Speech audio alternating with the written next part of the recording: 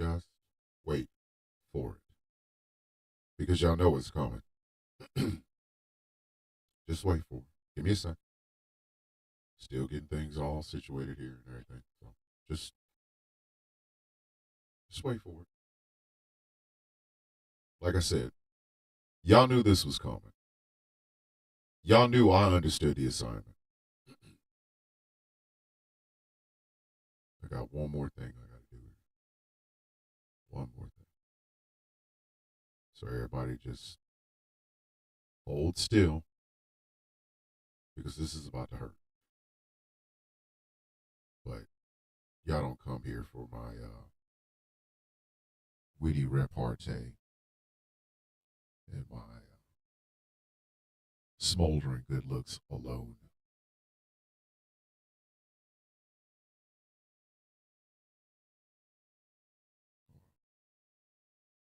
I done messed up a bunch of stuff. I did.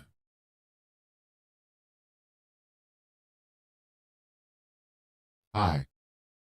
If I'm being really quiet, is because I am trying today.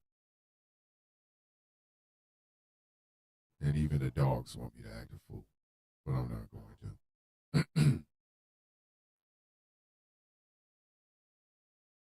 I'm not going to do it. Not going to be able to do it. Ain't going to be able to do it. You ever been disappointed? Not mad. Not mad. Just disappointed. Y'all ever been disappointed? Well, today's going to be for you. And I start the radio.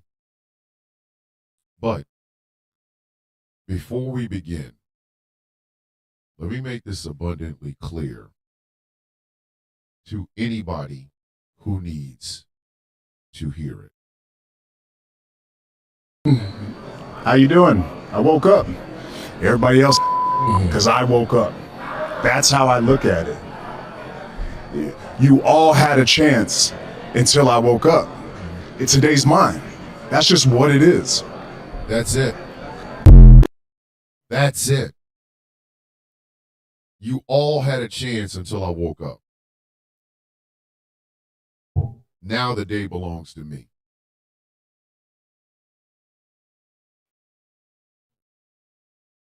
So before I begin, whether you are on YouTube or are on TikTok, I need you to do me 3 favors.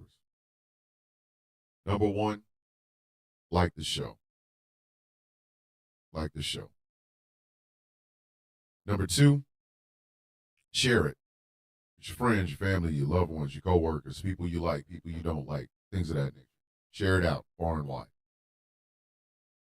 If you are on YouTube and you have not subscribed to Ghost Claw Productions Radio, I sincerely ask you why. Why have you not? We do good work.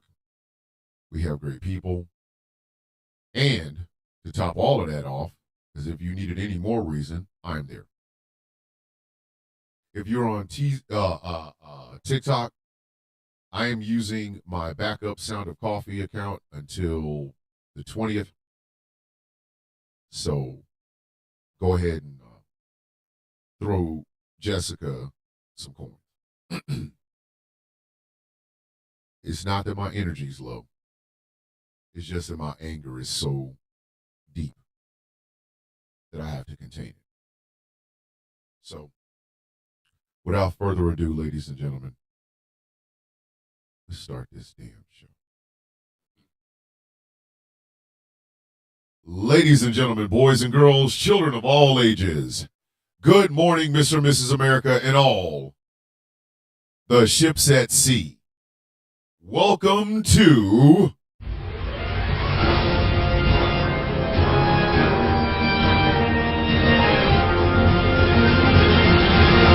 The Sound of Coffee on Ghost Claw Productions Radio.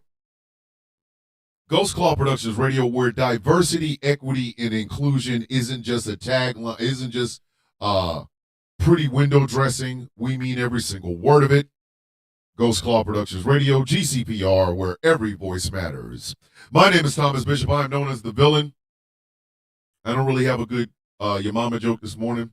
Just not there. Things aren't looking too good. Probably won't look good tomorrow either. So, let me go ahead and just get that out of the way. Before we go any further,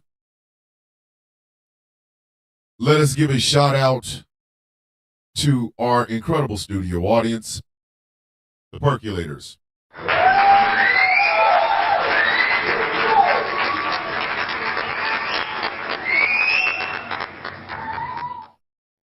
And let me give you a shout out, to the best reason to get up in the morning, the best, most loyal fan base around, the Coffee Beans.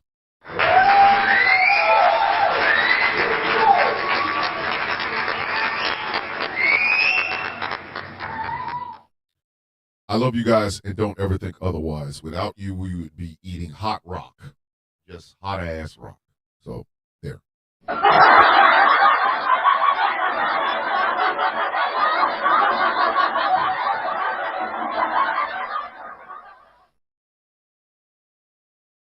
The show is brought to you in part by a very eclectic but fantastic group of sponsors. Glitter Wicks, incredible smelling candles, fantastic merchandise, inspired by some of your favorite content creators, myself included. Glitterwicks.com. The show is brought to you in part by Smooth California, skincare products that will make you look and feel your absolute best. SmoothCA.online. The show is brought to you in part by Melanated Excellence, a celebration of the melanation. But remember, you do not have to be melanated to be a part of the celebration. MELExcellence.com. And finally, this show is brought to you in part by Something Black Made. Go to somethingblackmade.com and check out some of the gear that they have over there, because my goodness. Leather jacket 2025, I don't care. That's how I look at it. That's how it is. And that's how it always will be. Somethingblackmade.com. The Sound of Coffee shop is up and running. It is thesoundofcoffee.shop. I am currently working on the Swole Meat collection. Go to thesoundofcoffee.shop. You will see the collections tab. It says the Swole Meat collection. Right now, I have a Saint Swole Meat coffee mug and shirt for all of you people who love y'all some Swole Meat.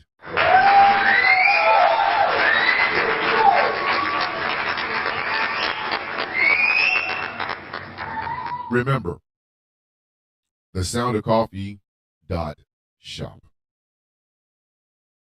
Before I get into exactly why my energy seems to be low, but my anger is righteous, I want to tell you guys a story. My youngest daughter, Asia Sky, was born something like 5 weeks premature. She spent her first 2 months in a NICU. My daughter has autism, severe autism, and mild retardation. These were the diagnoses that she was given. My daughter was not potty trained at 2.5. She could not speak.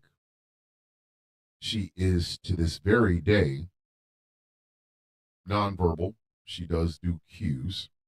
She goes through, she does exhibit echolalia, which is she will repeat back what you say to her. But she is, without a shadow of a doubt, the purest soul I have ever known in my adult life. I did not meet my daughter until she was 2 years old. I did not meet my daughter until she was 2 years old. There was a custody hearing. Her mother and I did fight for custody of Asia. And the judge in that case did not like me. She did not like me.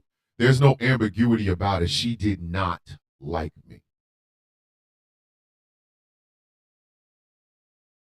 And there was a real strong possibility that this judge was going to give custody of my daughter back to her mother, who had severe health issues, and at one point stood on a stand.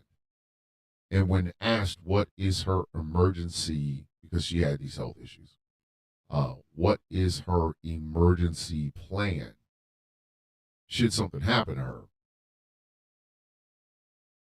She said, because she had other family members that lived around her, that her family would know to come get Asia because they would see the ambulance. They would see the lights for the ambulance.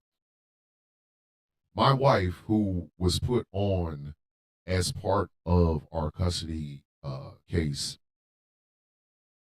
because I was in Afghanistan, she said, there's no way this judge can give custody of this child to that woman.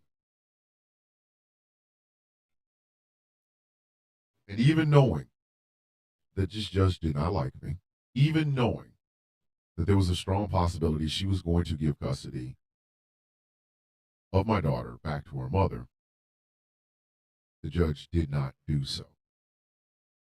The judge, in the end, thought it would be in the best interest of Asia to put her in the custody of myself and my wife.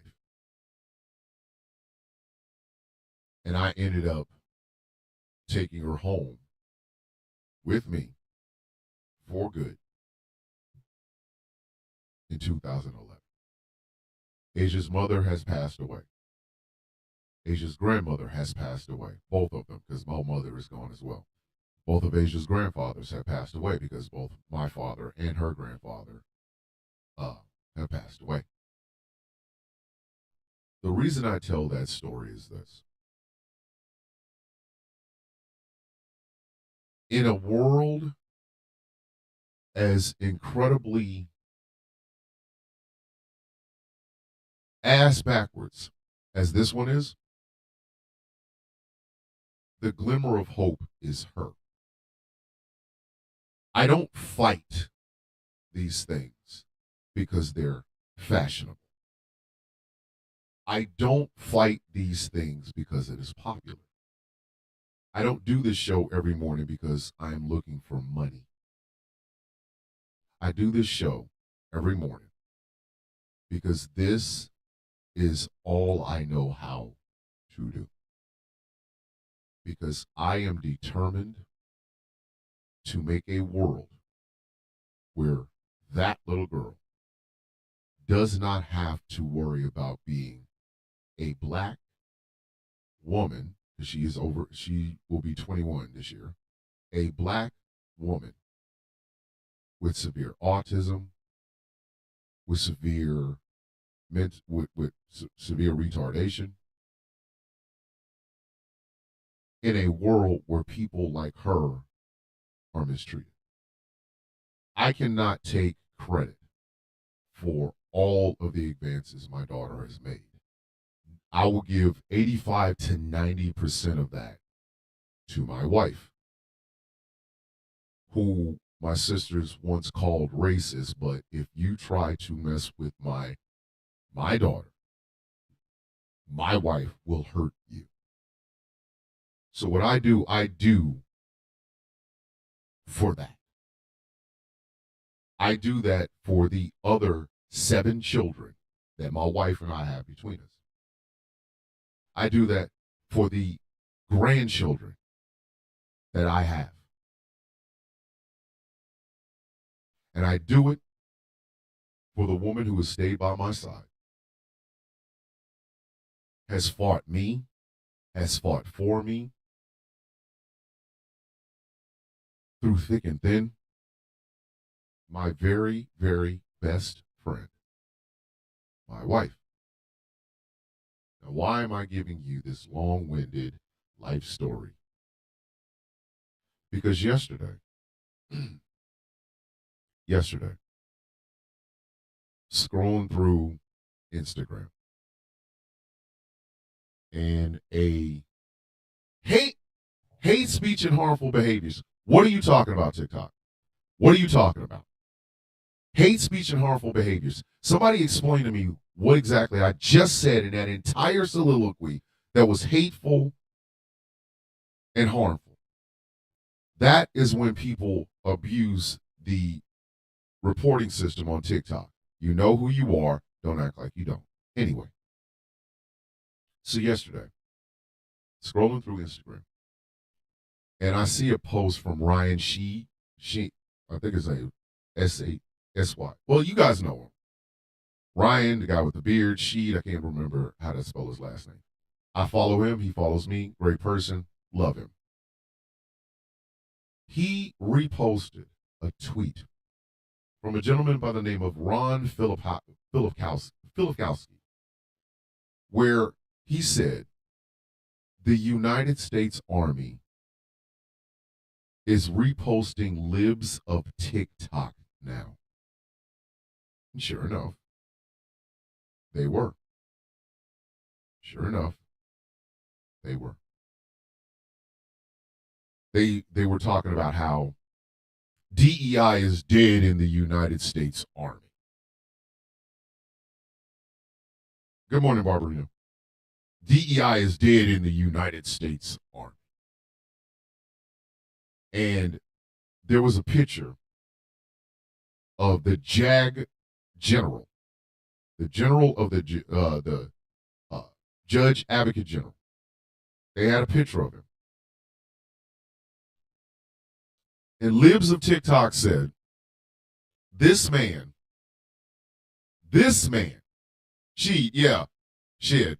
great guy. Thank you, Gretchen. They were saying that this general took all of his diversity, equity, and inclusion programs and turned them into something else. Now, I don't know how to pronounce her name, nor do I care to. This Chaya Raichik woman, the Chaya Raichik person, or whatever the hell her name is, she's the one that likes to take TikTok videos, right? From this person, from that person, from this person, from that person. And then she likes to take them over to X, gonna give it to you in the Twitter, to talk about the libs of TikTok. Tucker Carlson has looked at her as a news source. Sean Hannity has looked at her as a news source. Charlie Kirk and all of the other right-wing glad flies and ghouls have used Chaya Raichik and libs and the libs of TikTok. X gonna give it to you in a Twitter page as news. So Chaya is upset because they think this general is just switching DEI for something else. This is the same thing Matt Walsh did when he talked about how in the ATF there was a black woman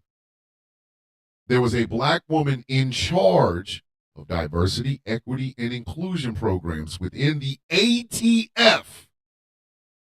Alcohol, tobacco, and firearms. And they gave her a different title. Okay. Matt Walsh says, that's not enough. But when I saw that the United States Army had answered Chaya Raichik, something inside of me broke. Which is why I brought up the story of my daughter. Something inside of me broke. I need y'all to truly understand something. This was how I raised my family. The U.S. Army.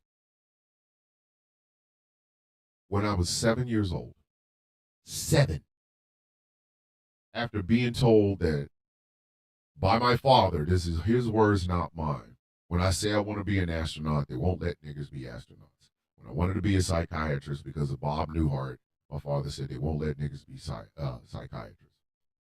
I said, I want to be a soldier.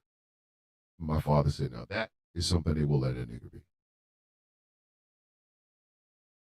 And the reason I said that is because of those old U.S. Army commercials where it was a bunch of men rappelling out of a Chinook. I didn't know what the name of the helicopter was at the time. I know it now. Rappelling out of a Chinook. And there was a black man, captain bars, right on his little lapels. These were O.D. Green, okay? O.D. Green, the old ones, not the BDUs, not the DCU, none of that. These were the old O.D. Green U.S. Army uniforms. And he said, "Hey, First Sergeant, good morning," and drank out of a canteen cup. At 7, I knew what I wanted to do. At 7. I remember, and I think I've told this story on this show too. I remember running up on the Sergeant First Class recruiter at my high school as a junior. As a junior in high school, I ran up on him. Hi, Sergeant First Class. My name is Thomas McCormick, and I want to join the Army. He said, "Did you graduate this year?" "No, sir. I graduate next year." "I don't want to talk to you. You're too young." I was 16 going on 17 when I saw this man. They won't even talk to you at 16. Not without your parents being present. So he wouldn't even talk to me until after my 17th birthday. My mother knew what I wanted to do. My father thought I would never be able to do it because at 15, my father and I had that speech. Every black man in America has heard this. Unless you have one of them really great fathers, you've heard this speech. You ain't going to be shit. You ain't going to be shit.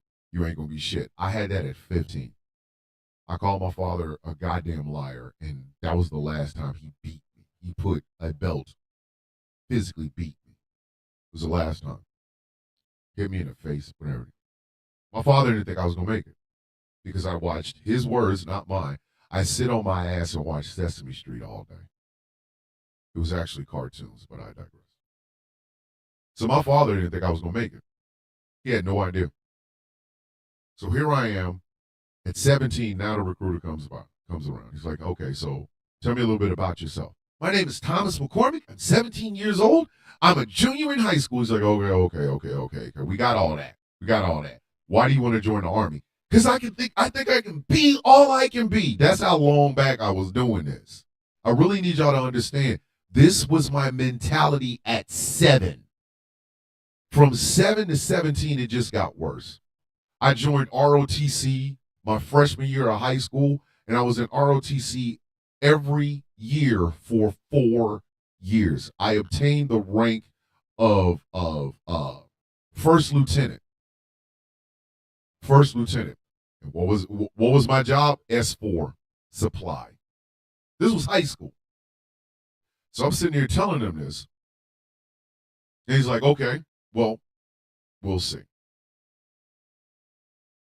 The day I went down to MEPS to take the ASVAB test was the day I was supposed to be the escort for Jesse Jackson in my high school. Mr. Keep Hope Alive himself was coming. And our major, he was our commanding officer in ROTC, picked 4 of us. We had the all-city command sergeant major was in our school, and the all-city colonel was in our school. So those 2, automatic. Then there was two other people, me and a Mexican kid, and I forgot his last name. I think it was Lopez. We were going to be the ones that stood next to Jesse Jackson the whole time, like his Secret Service. I got chosen, and I couldn't do it because I was on my way to MEPS to take the ASVAB test. I went to basic training in 1990.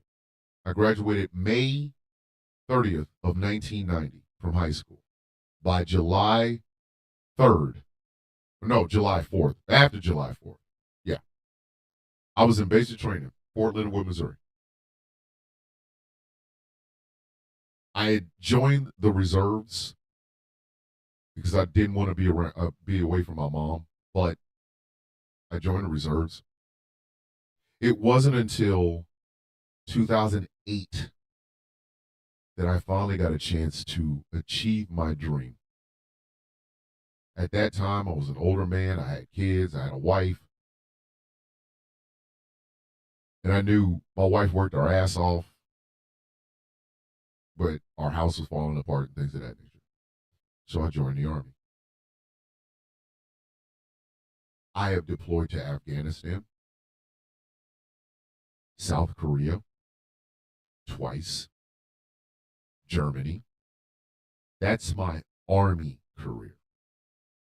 In the Navy, I have been to Germany, England, Ireland, Nova Scotia. I have been to Cuba, Guantanamo Bay, Cuba. I have been to Guantanamo Bay, Cuba 3 times.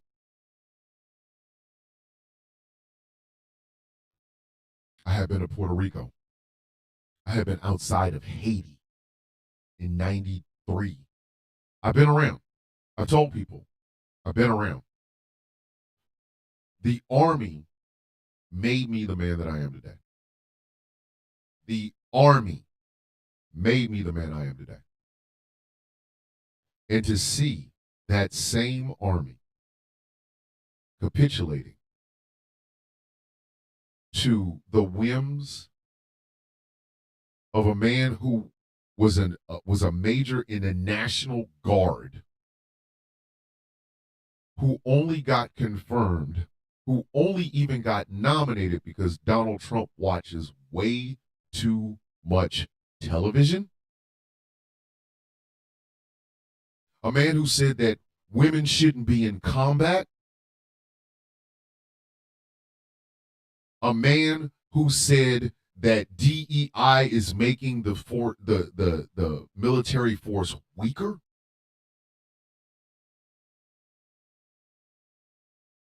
For the institution that I have loved since I was 7, to bend the knee to people who mean her no good,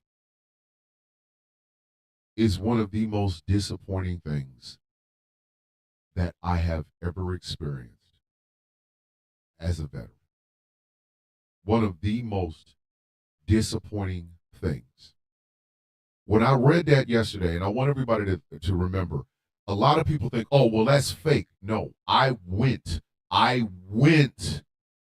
to the United States Army official X, gonna give it to you in the Twitter account. It's there. Like 5 tweets down.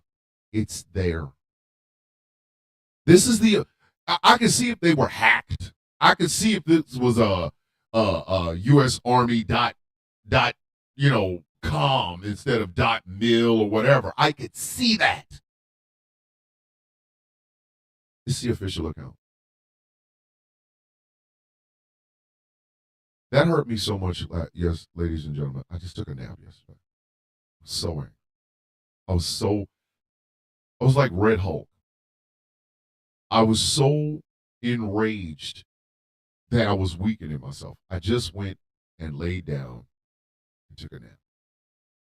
I went to Apple TV and Loot, the Maya Rudolph, MJ Rodriguez show. I just let it play and I went to sleep. I was going to come in here today on fire. I was about to cuss and scream and holler. Gretchen, if you were over in the YouTube chat, Gretchen even said preemptive swear jar because I was going to go off. And then I talked to my wife. This thing that I've done for going on 5 years, all of it, the TikTok videos, the YouTube videos, the radio shows, and everything. This was my second job. This was my second job. This was my second job. I literally thought my life was going to consist of me being a soldier forever. That is the only thing I knew how to do. The Army helped me raise 8 children. The Army helped me pay off child support. Child support. I know everybody laughed. Oh my God, he ain't pay his child support. No, I just got behind. I was bringing home $34 checks, making $10.50 an hour and working 42, 43, 44 hours a week and was bringing home $34 checks. The Army helped me pay off my child support. The Army made sure every one of my children, when my son, my stepson got a cut on his leg, he was able to get it healed up. When my daughters needed birth control and things of that nature, the Army helped me and my wife do that. My wife has a career as a nurse working for the Veterans Administration today, because of my time in the Army. I did something only very few people could do because of the Army. I am a combat veteran.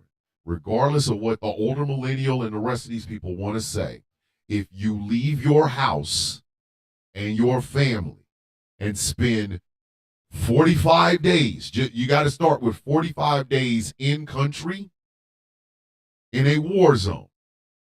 Iraq, Syria, Afghanistan, confirmed, declarated combat zones. You are a combat veteran. I have a combat patch that I used to wear on my right arm from the United States Army. I know, hold on, wait a minute. I'm going to get to that. The 92nd Engineers was my home. The patch that I wore predominantly the remainder of my time in the Army was a patch of the Rugged Seahorse from the 92nd Engineers out of Fort Stewart, Georgia. And to know that people who have never left home are now being celebrated thanks to the official United States Army policy. I am doing everything I possibly can not to go off this morning. I am. Because you guys deserve better than that. Y'all deserve a better version. Because I could have came in here, I could have yelled until my damn throat was raw. But I don't want to do that. I don't. I want you all to understand what we have done. And by we, I mean the American people, because this is not just going to affect us now. This is going to affect us in the future. This is going to affect us in the future. Donald Trump and Pete Hegseth have made it a priority not to recruit Black engineers, Black soldiers. They have made it a point to do this. So guess what? In 4 years, you can do 20 years worth of damage. Keeping that mindset, I want you to understand, keeping that mindset for 4 years will set the United States Army back for the next 20. Everybody take a drink. I need to get more coffee because I'm not done. Everybody, this is your drink time. Everybody sip up and stay awake.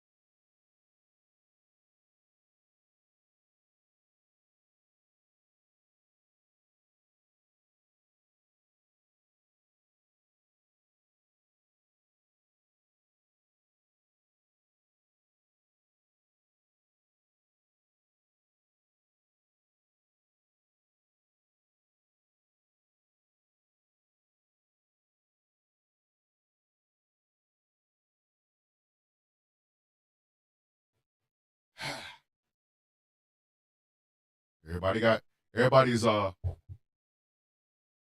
their good coffee? Good. All right. I once heard a stat that if the truck drivers in America stopped running for one day, they would set this country back for at least 12 years. One day of not delivering anything would set the United States back literally 12 years.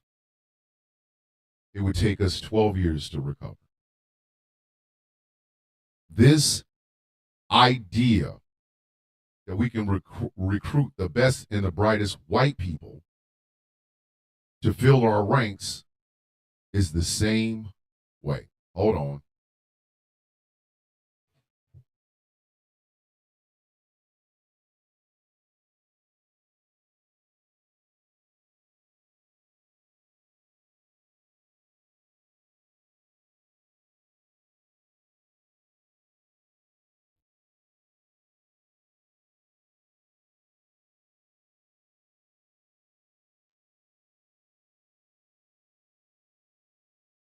But what I think bothers me so much about this, the problem that I am having such a hard time with, right, is how much a lot of people think this is right. I did a follow-up video after the one I did yesterday about the whole idea of being disappointed in the Army. And all I did was take screenshots. That's all I did. I took screenshots. And how many people call this patriotic? Real men are in charge. White people. That's all they mean. White people. That's it. That's all they mean. White people. That's it. That is it. There was a soldier, trans man. And here's the crazy part. They weren't the only one.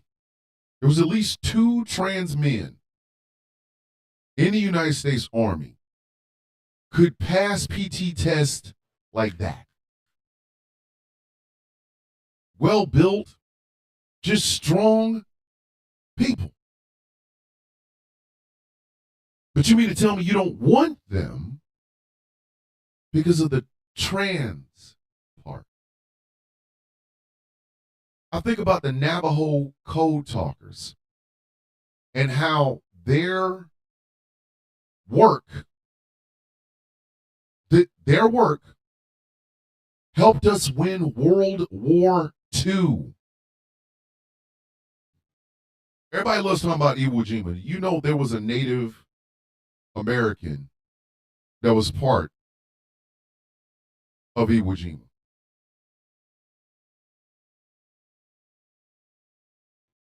There have been black soldiers who have saved the lives of their squad, their platoon, and their company. And they are being judged. Because I want you to understand, this is more than just the policies they're doing now. This is an indictment of the past, and it is a hindrance for the future. You're going to tell me that women like Jessica Lynch, who found herself in a situation where she was kidnapped, and yet she maintained her military bearing, she didn't fall apart, she was fighting until they captured her? You mean to tell me that was DEI? You going to say that? You're really going to say that? You're going to tell me that the gay soldiers, the lesbian soldiers, and the trans soldiers in the ranks right now, you're going to tell me that they got there because of DEI? Understand, there's a difference between diversity, equity, and inclusion and DEI. DEI is the new N-word. DEI is the new N-word.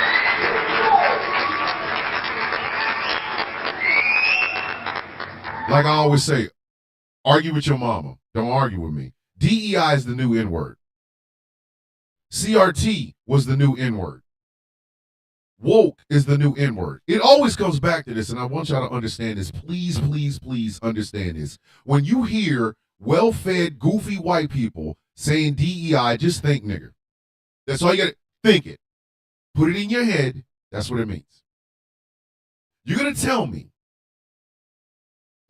Dory Miller, black man, cook, during the attack on Pearl Harbor, got out and manned 50 cal. I think it was a 50 cal. Might have been bigger. Fighting against the attack from the Japanese. That's woke? That's woke? Just say nigger. Just say it. Just say it. Stop playing with it. Just say it. Senator Tammy Duckworth from the great state of Illinois was a helicopter pilot. She literally gave up body parts in defense of this country. That's DEI? Just say because she's a woman. Just say that. Just say that part. Just say that part. She got all those honors because she's a woman. You didn't think she could do it. She's a woman.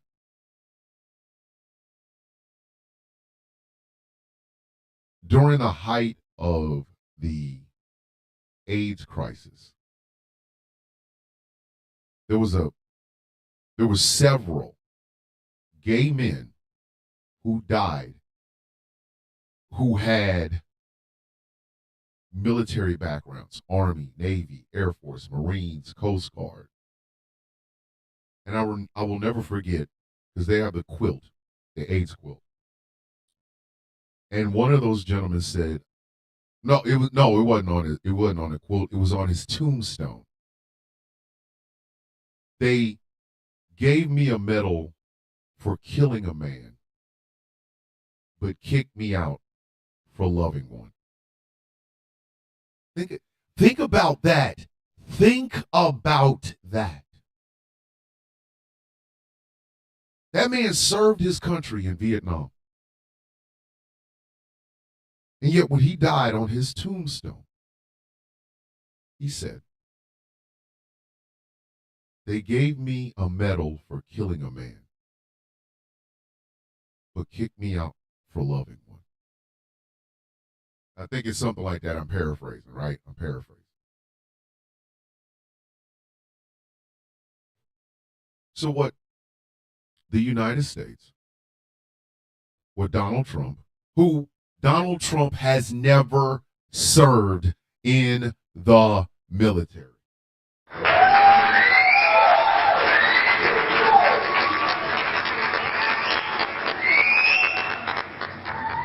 Donald Trump has never sacrificed himself or a family member on the altar of freedom.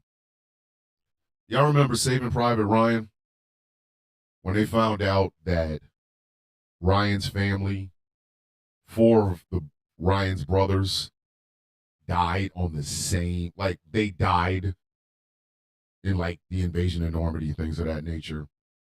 And there was a letter that was sent to Ryan's mom, and they talked about the heaviest burden or something like that, about how she sacrificed her children on the altar of freedom or something like that. That's why they wanted to get Ryan home. That story is based on the story of the Sullivans. There were 4 Sullivan brothers, and they all went down with the ship. Same thing. The exact same thing. Donald Trump has never sacrificed for his nation. Donald Jr. has never sacrificed for his nation. Ivanka has never sacrificed for her nation. Eric has never sacrificed for his nation. Tiffany has never sacrificed for her nation. And Barron doesn't look like he's doing it anyway. Donald Trump called our military dead suckers and losers.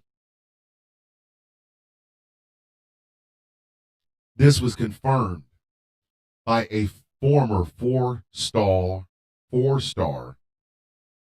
general.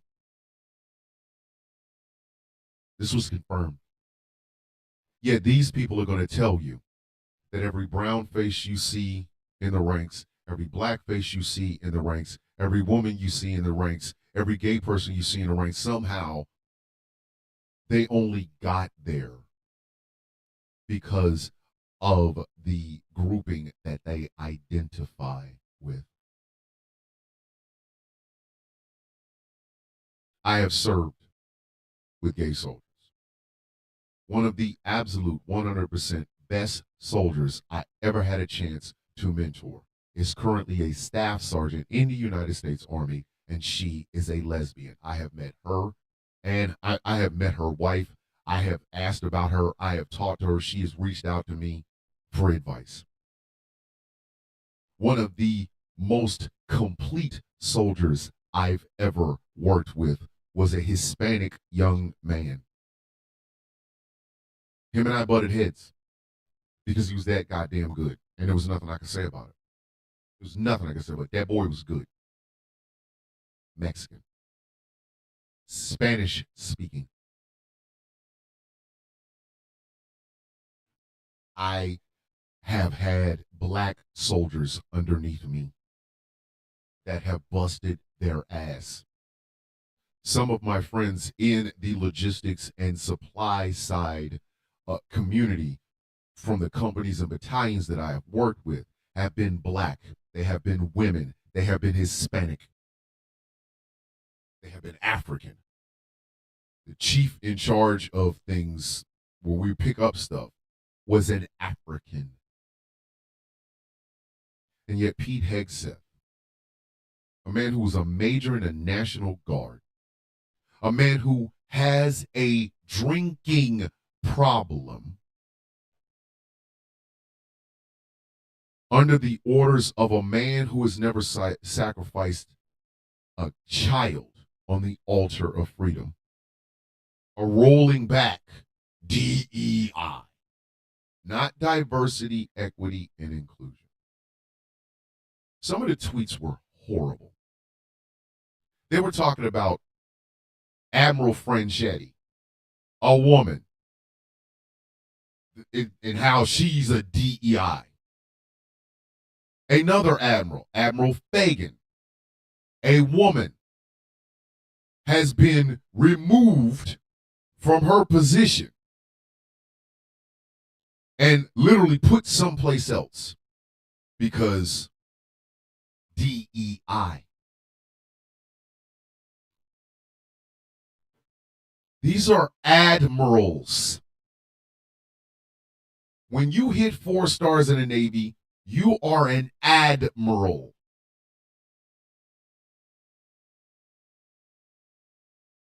My former battalion commander, the last time I saw her, or the last time I heard about her, she was well on her way to getting her 3rd star.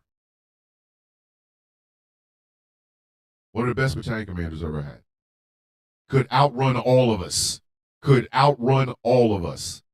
Never looked like she took a day off, nor did she take a shortcut. I remember when she got promoted from lieutenant colonel to colonel. I was there. I remember reading when she got promoted from colonel to brigadier general. I read it. And right before I got ready to get out, I do believe she was well in line for her 2nd star, which would have put her in a position to be a division commander. I hope she got a chance to do it and then retire, because she would not be able to do it under Pete Hegseth. A major from the National Guard would be the person to tell someone I personally have met and known and have seen the work that she has done to get to the position that she is in, have it be told that she is a DEI.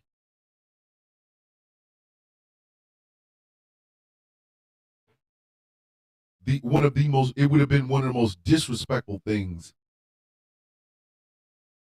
ever. It would have hurt me to see that. I know women. I know black women. Y'all want to know where my love for a lot of black women comes from? They have been there every step of the way. I've had black women drill sergeants. I've had black women first sergeants. I've had black women sergeant first classes who have been in charge of S4 and things of that nature. I have seen the work that they put in and how good they are at their job. And it was black women that pushed me to even get there in the first place, starting with my mother. And to see an institution like the United States military turn into a cudgel in the culture wars breaks my heart. I'm not even trying to lie. The reason I'm not so fiery right now, the reason I'm not screaming into the microphone and using all kinds of sound effects is because I am brokenhearted. I'm hurt. And I don't know if any other veteran of color or woman veteran feels this way. I don't know. But it hurts. If that's your internal thinking, fine, great, fantastic, whatever. But to answer Chaya Raichik, a woman who has never laced up a pair of boots, while she tweets out missives against a general, the head of the Judge Advocate General's office, accusing him of using policies that celebrate the best of the best, regardless of what they look like or where they come from. And the United States Army answers her back. They answer her back. They don't answer when soldiers ask things like, hey, are we going to get a more of an allowance when we go buy these new uniforms? Hey, which are we going to be using the new PT standards? What are the new PT belts going to look like? They don't answer them. But they take time to answer a civilian about the goings on inside the institution, the oldest military institution. The United States Army was the first. That is why they are the oldest and the biggest. At the time, we believed to fight on land and fight on sea. The Navy was next. The Air Force came from the Army. The Marines came from the Navy. And this is what passes for normalizing or making these things straight. Really? Really? Really? You want to tell all the black and brown, Spanish-speaking Marines that fought in Vietnam that, hey, you only got there because of DEI? You want to look them in the face and say that? I know. I'm about to, Nort. I'm about to. You want to look them in the face and tell them that? You want to tell these women who have earned the Ranger tab? The Ranger tab. You want to tell them they only got there because the standards were lowered because of DEI? You want to look them in the face and tell them that they didn't go through all that grueling training? You want to tell them that? You want to say, "Oh, we lowered the standards for you. You didn't get a real tab. You got one that they lowered the standards." You want to look them in the face and say that to them? That's what you really want to do?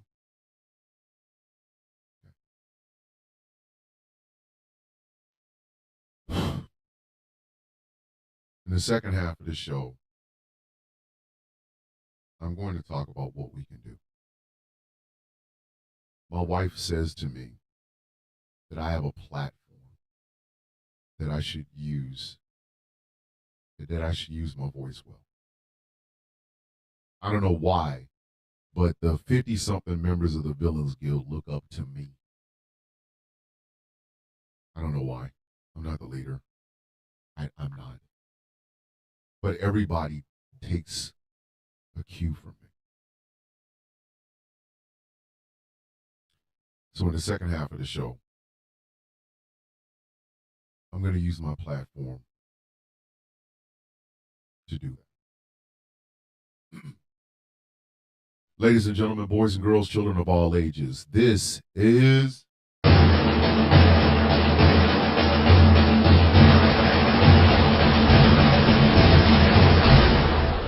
The Sound of Coffee on Ghost Claw Productions Radio.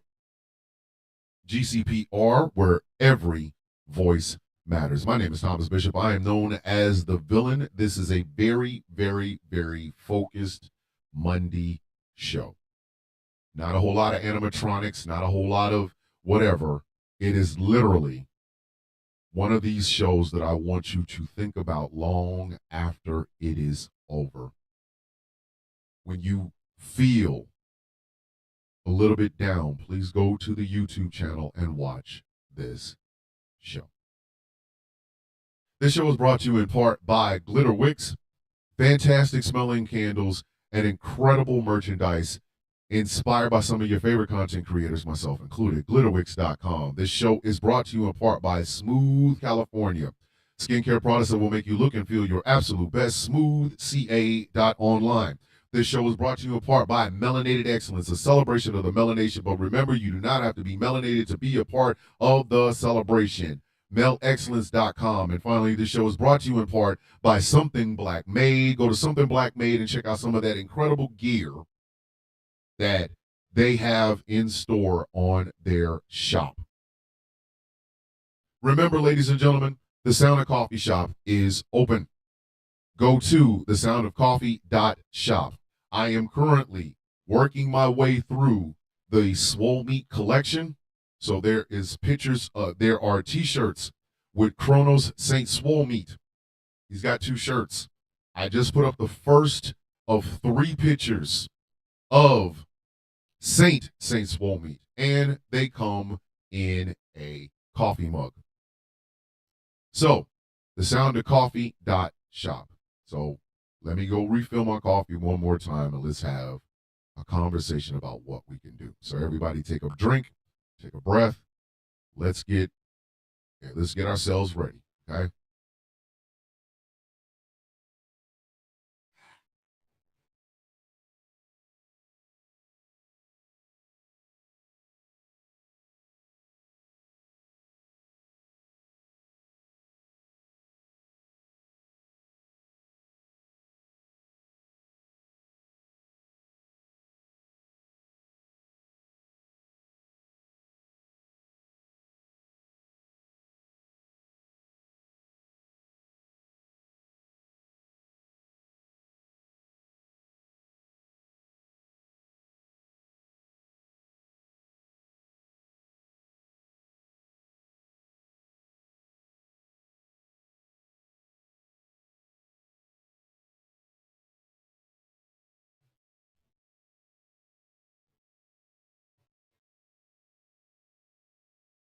I promise you,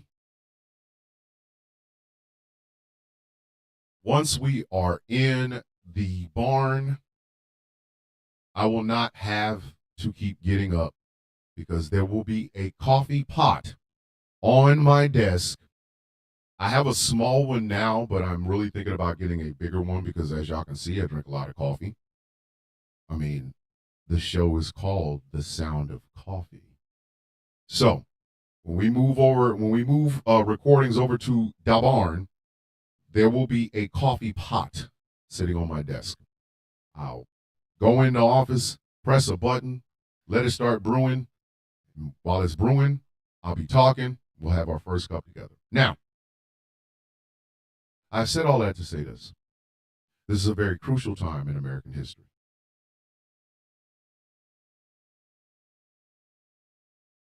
We are all discombobulated. Our elected leaders are not leading. And some of the people who helped us get here do not want to take accountability for it. One of the Obsidian 6 is in the TikTok chat, ladies and gentlemen. Her name is Griot J.B. Harris, a.k.a. Mystique. One of the original 6 members of the Villains Guild is here.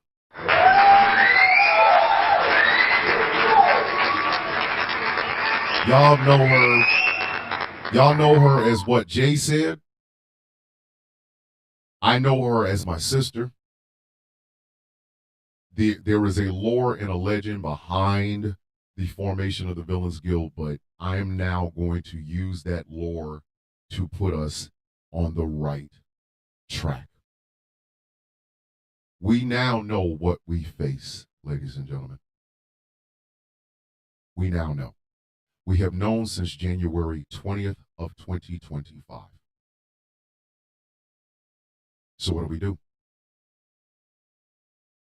I have said since day one, I will not normalize this man. It hurts to see what a beloved institution for me. You can dislike the military, you can dislike the military industrial complex, and I will be right there with you. But I cannot lie and say that my heart, a piece of my heart, does not have OD green uniform with that big United States Army symbol on it. I can't lie and say that it doesn't. My heart beats in the double time rhythm or the quarter time rhythm of marching. To this very day, every time I get ready to walk someplace, I always start off with my left foot. Can't help it. So yes, you can disagree. You can disagree with the United States military industrial complex, but the people in it, the soldiers, the sailors, the airmen, the Marines, the Coast Guardmen, the Guardians. You have to love and respect them. So what do? I had a text conversation with Big Joe. Big Joe is our discipline villainous. He is the disciplinarian of the Villains Guild. He is also our drill sergeant. I could not think of another human being in our organization that best exemplifies the fighting spirit that the Villains Guild has than Big Joe. So when I reached out to him, I told him we are hurting. But doom and gloom is not going to help us.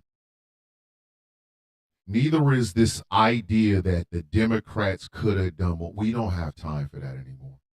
We don't. We don't. I have said more than once, the first step is supposed to be admitting that you were wrong. Some people are not going to do it. We have to leave them where they are. For them, the first step is looking themselves in the mirror, coming on social media, making whatever videos you need to make, and saying, I was wrong. But you know they won't. You know they won't.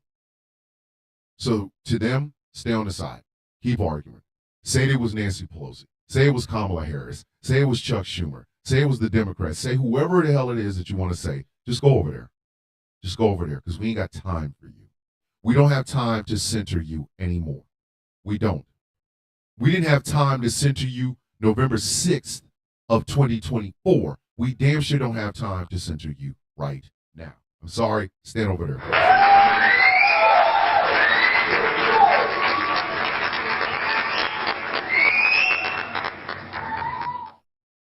But what about the rest of us? What about the rest of us? Hey, Solomite, I'm still crying, right? I'm still crying. I'm still crying. Hold on a second. Here's how you can, here's what you can do. Here's what you can do if I'm still crying, right? Because I told you today, I'm not in a mood. I'm not in a mood for people who have less education in my shoes. I am not in a mood for people who have less education than a bag of peanuts. Always a perpetual victim. Check this out, dog. Check this out. Ejectocito your ass up out of here, man. Ejectocito your. I'm sorry. Did you not hear it the first time? Let me give it to you again. Ejectocito, cuz. Ejectocito. Don't come up in here today.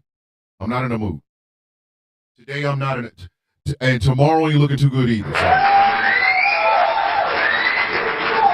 Go tell your friends. Go tell your mama. Go tell whoever. Next couple of days is the wrong. Literally, I'm trying to tell you. To anybody who is listening that disagrees with me and wants to act like an ass, I'm telling you right now, the next couple of days are not the days for you. You might want to go find some business. You might want to go find a business that pays you because I'm going to tell you right now, I'm not in the mood. I'm not. I am sick of this. Last night, I tried to get all the anger out that I had on the Villains View because it's after 9 p.m. I can cuss like I want to. I tried, and we had a great time. If you didn't watch the show, you damn sure should have. We had an absolute fantastic time. We had Taz J and Chaos King, both members of the Villains Guild. It was a Villains Guild everything on Villains View last night. But I'm going to tell y'all right now, I'm not in the mood. I'm not in the mood. I am not in the mood. Because the one thing I have noticed throughout all of this is the fragile feelings of white people.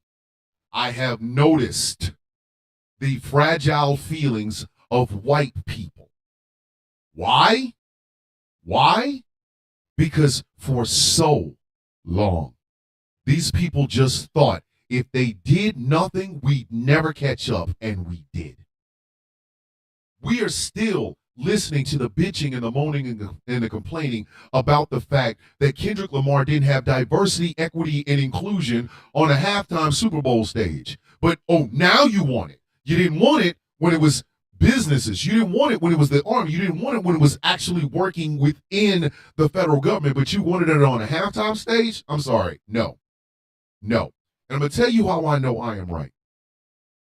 This is not me making this up out of thin air. White people are telling y'all this.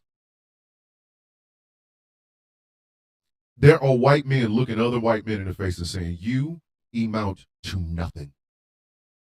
You bring nothing to the table. You are a waste of a conversation. These are white men telling other white men this. This is white women telling other white women, you perpetually 100% let us down. Every day, every election. You are the Karens in this situation. And do you know why these white people are saying that to y'all? Do you know why these Caucasians are telling other Caucasians how incredibly bad it is to carry y'all around? Because once again, the ones telling you this, they realize that none of us are going to get better if we do not do it together. And some of y'all are messing up the assignment. Not only y'all messing up the assignment, you don't even understand it. You're shitting on it. You're throwing it away. And then you're complaining. So understand, you can say whatever you want to about me. I am a 53-year-old, 6 foot tall, 255 pound, beautifully melanated black man. You can dislike me. But when it comes from somebody that looks like you, what you got now? What you got now? When it comes from other white people, what do you have now? And please understand, this is on both sides of the political aisle. Don't think this is just a right-wing thing. Because a lot of white people that call themselves allies are now being exposed by who? White accomplices. This is white accomplices telling you, you're not doing enough. You're too egotistical. It's too you-centered. You need to get out of your own head and put in the work. Put in the work. It ain't gotta be black folk. It ain't gotta be brown folks. It ain't gotta be trans folks.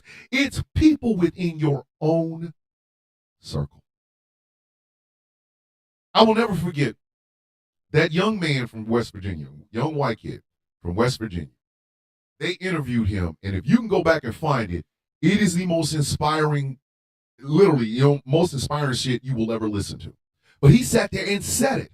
They have pitted us against our brown brothers and sisters. They have pitted us against our black brothers and sisters. We are all in the fight for working class rights, and white folks need to hold themselves to account. The reason I get so mad at so many leftists who are walking around going, well, Kamala didn't do, and Kamala didn't do, and Kamala, the reason I get so mad at them is because now they're starting to sound like these people over here. They're over here making excuses for why they could not do the right thing. Everybody always talks about the lesser of two evils. So by definition, you got two evils. You are voting for the lesser of two evils. What does that say about the other evil? Is that not the greater evil? Would that not be a priority to make sure the greater evil does not get into power? So why are there so many people ducking out of that? And this is why I said, when it comes out of a black man's mouth, yeah, you can write it off, whatever. When it comes out of a woman's mouth, you can write it off. When it comes in Spanish, fluent Spanish, you can write it off. When it comes from the voice of somebody who, oh, well, I was born biologically man, and, oh, that's a trans person. Yeah, you can write it off. But what happens when it comes from people who look like you? What happens when it comes from white suburbs and white trailer parks? What happens then? Do you have that smoke for them? Do you have that smoke when it's looking you in the face? They are in the same economic status you are. They are in the same places you are. It ain't got to be some black guy on TikTok. Nah. You can shut your phone off.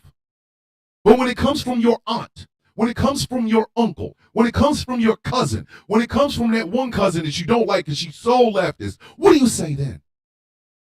What do you say then? So, I have said all along, the first step in any 12-step program is admitting that there was a problem in the first place. The reason I reached out to Big Joe to make sure him and I, number one, him and I are good. That's my brother. Big Joe's my brother. Tiger Bomb's my brother. Dave's my brother. Chaos is my brother. Angry's my brother. Professor Moriarty. These are my brothers. And that also includes my actual blood brother, my little brother, my brother Rocky, a.k.a. the Saint. These men are my brothers. I wanted to make sure me and my brother Big Joe were good. I, as a man, I apologize for something that had happened last year. I apologize. As a man, hurt me none. I wanted to make sure he knew the love is there, brother. The love is there. But I told him, we're hurting right now. We need to fight. But you cannot fight what you cannot define. You out here throwing punches in the air. You ain't hit nothing because you haven't defined it. So the very first step in any 12-step program is admitting that there is a problem in the first place. Admitting that where we are right now is wrong. And it's not just enough to say it on TikTok. It's not just enough to say it on X gonna give it to you into Twitter. It's not enough to say it on Instagram or Facebook or wherever. It's not enough to make YouTube videos saying that it is wrong. You have to know in your bones. When I said my existence is resistance on November 6, 2024, it was because I wanted everyone to understand I stand in opposition to all of that. All of it.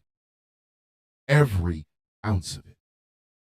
When J.D. Vance tells Germany that they need to allow far-right people at the table to talk to and let them share ideas, the far-right people in Germany, the ones that are trying to be the successors to the Nazis and the funny mustache man, I stand in opposition to that. I ain't German, but I stand in opposition to it. When you hear that the President of the United States took American taxpayers' dollars to drive his presidential car, the Beast is what they call it, on a track in Daytona, I stand in opposition to that.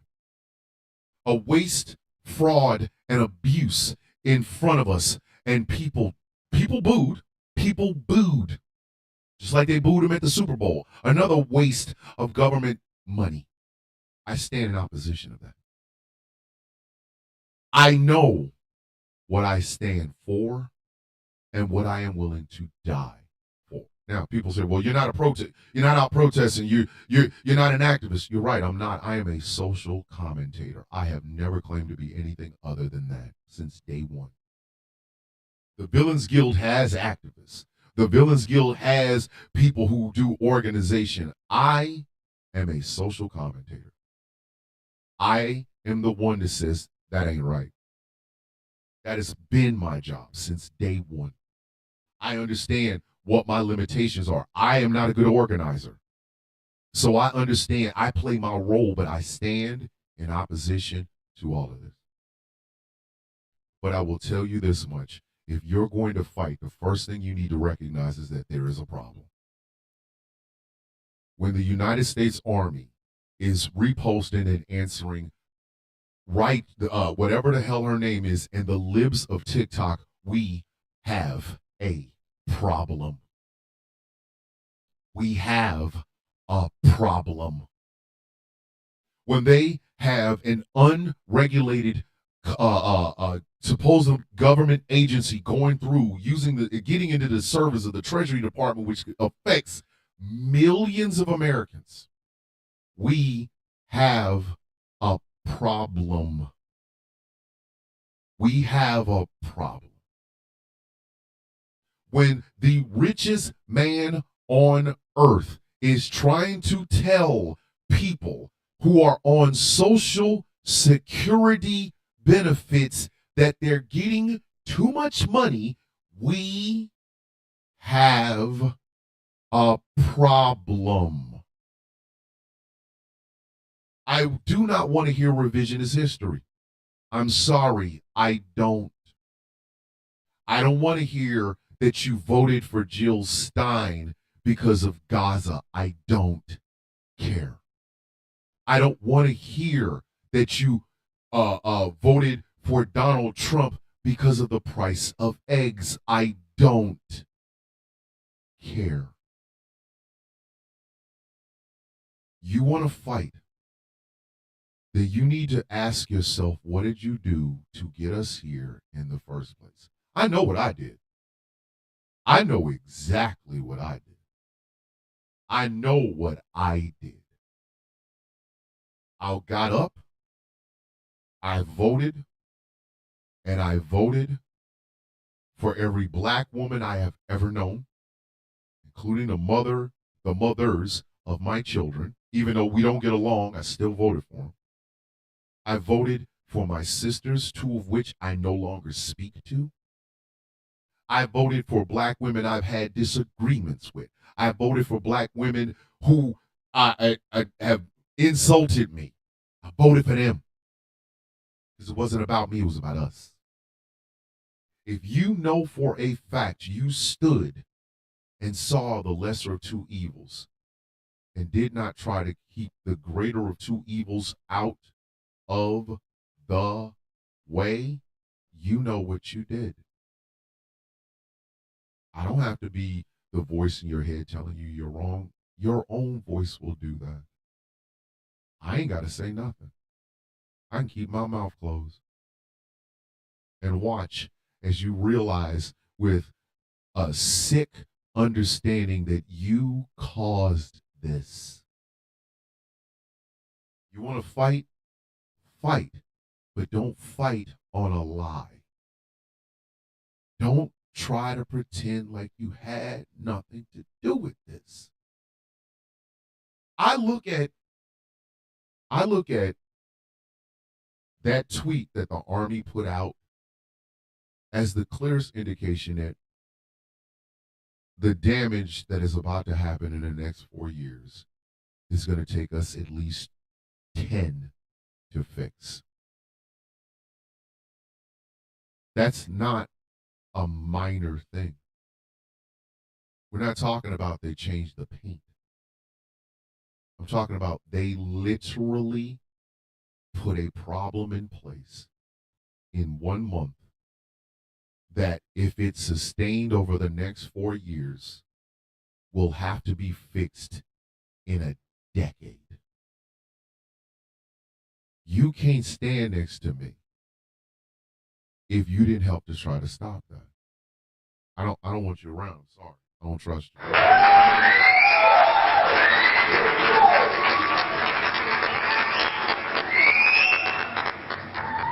Maybe that's what I should do this week. And that includes on Friday. Maybe instead of doing a flag on a play or a themed day, maybe I should just talk about how we get to the point where we start kicking ass and taking names. Call this day one. Acceptance. Acceptance. This is the part where, seeing how things have come, you accept the roles that you took to get us here. And a lot of people won't. But you want to fight. You want to organize. You'll try to shame black people. Please understand, black folks are taking a much needed break because this is tiring. We're not taking a break and making these Starbucks and ice jokes because, oh, wow, we don't care. We're doing it because we are tired. Anti-blackness is literally going to kill some people in this country. So you didn't like Kamala Harris's policies. Okay. But you could work with her, couldn't you? You didn't have to worry about her showing up at the Super Bowl wasting taxpayers' money, did you? You did not have to worry about her taking the beast, the presidential car, and driving it around a track in Daytona as a spectacle. You didn't have to do that, did you? So literally, you have got to be willing to say out loud the truth. And if you can't do it, why am I fighting with you? Why would I stand next to you? I literally don't trust you. This is the acceptance part. There are 5 stages of grief. This is the last one. Acceptance. I accept that Donald Trump is currently the president of the United States, and I resist everything that comes out of that man's mouth. You can do both, kids. You can do both. You can accept that that man is the 47th president of the United States, and you can also accept the fact that you stand in opposition to anything and everything that he does, no matter what it is. If you were in a suit, he's wearing a red tie, you can stand in opposition by wearing a blue.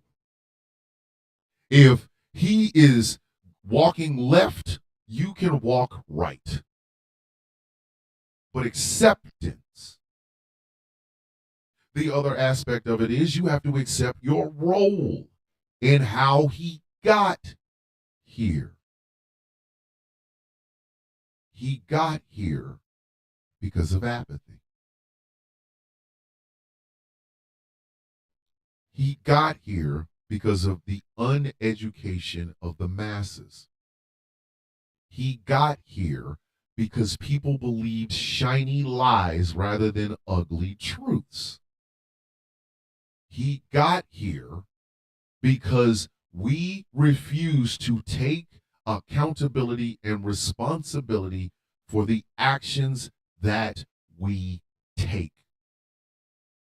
If you know who's been kicked off of Love Island, but don't know who your senator or congressperson is, you are the problem.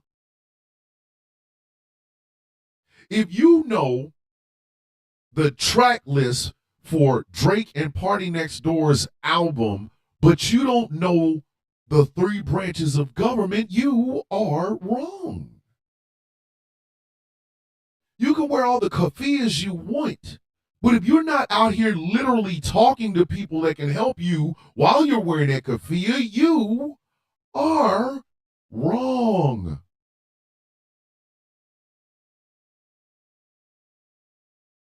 That farmer, Skyler, voted selfishly. Now his farm is at risk.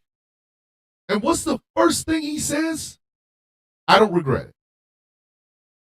Then I've got nothing for you, Skyler. I wish you good fortune in the drought and the foreclosure to come. I got nothing for you, dog. I got nothing for you.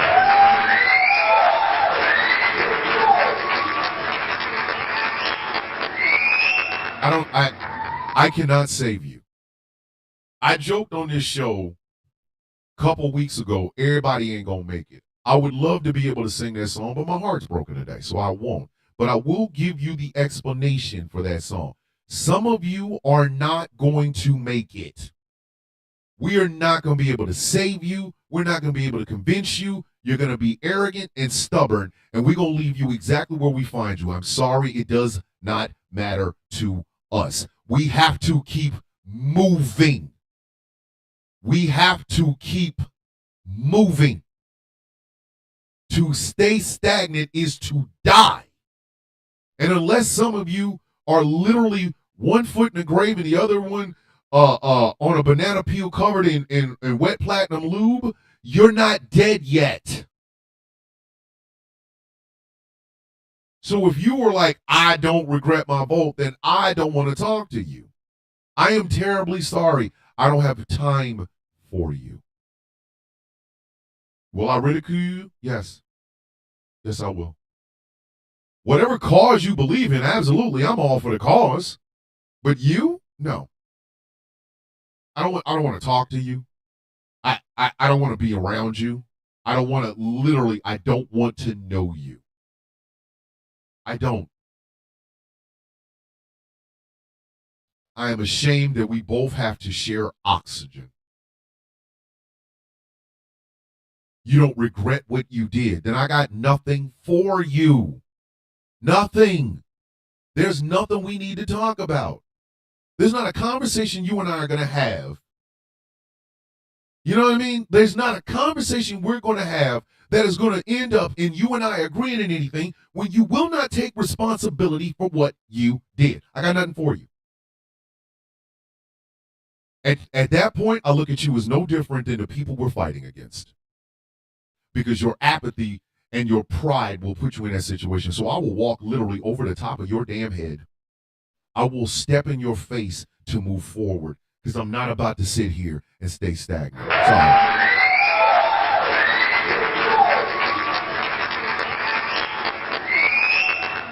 Yes, Nart, exactly. You're ops. You are ops. You are ops. When you're asking where are black people in your protests, ask yourself why they're not there. And if you have even an inkling of a problem with that, you are ops. I will step in your face to move forward. I will step in your face to move forward. And once again, so that everybody doesn't think, oh my God, Thomas the villain is racist towards white people. White people are telling y'all that. I'm taking my cue from them. I'm taking my cue from them. Why do you think people are quoting Rage Against the Machine now? Rage Against the Machine is a fantastic band, don't get me wrong, but I don't think they was really big in the hood. They might have been big in the hood near college campuses, but they weren't like rocking the hood. Guess what? They are literally being quoted note for note, word for word, by white people to other white people. This fight against fascism has been long coming. It has been a long time coming. Longer than the 10 years that Donald Trump has been on the stage. We played fast and loose with these people for many, many, many, many years. The Alfred P. Murrah building in Oklahoma City, Oklahoma was destroyed because of this mindset. Timothy McVeigh, a white man, who literally called the children that died on that day collateral damage. And we did not stomp these people out of existence. There was no COINTELPRO for the militias under Clinton, Obama, and damn sure not Trump. Had we stomped them out after Oklahoma City, come on now. Come on now. And I'm sorry, white problem. Sorry. White problem. They've been amongst you. You know these people. They come to your dinner tables. They're your cousins that go to their house and things of that nature. You know these people. You know how dangerous they are. But you were complacent. You were apathetic to that one cousin who always shared conspiracy theory things about the Jews and the blacks, about the rich oligarchs, the cabal, which were literally just Jewish people. You sat there and you were like, but I love him. It's my cousin. I can't go against him. That's my brother. Oh my God, it's dad. Oh, it's my grandfather. You did nothing to them. They were sitting at your table. They go to your church. They date your daughters. They date your sons, and you did nothing. The federal government did nothing. You can talk about BLM and riots all you want. The bookends for the ignorance and rage of white angst is the Alfred P. Murrah building in Oklahoma City, Oklahoma, and January 6, 2021. And all that space in between is us playing fast and loose with these people. Now they're in charge. Now they're in charge. It was one thing when your cousin was saying that over mashed potatoes. It's another thing to know that same conspiracy theory has been confirmed by the Senate We now have an anti-vaxxing conspiracy theorist as the head of Health and Human Services. We now have an active alcoholic misogynist as the head of the Department of Defense. The most expensive and powerful military on the face of the earth is being helmed by a man who literally said, if you give me the job, I'll stop drinking. The vice president of the United States told Germany that they should let far-right voices at the table. Germany, who knows what the result of allowing far-right ideology to have a seat at the table, they've seen it.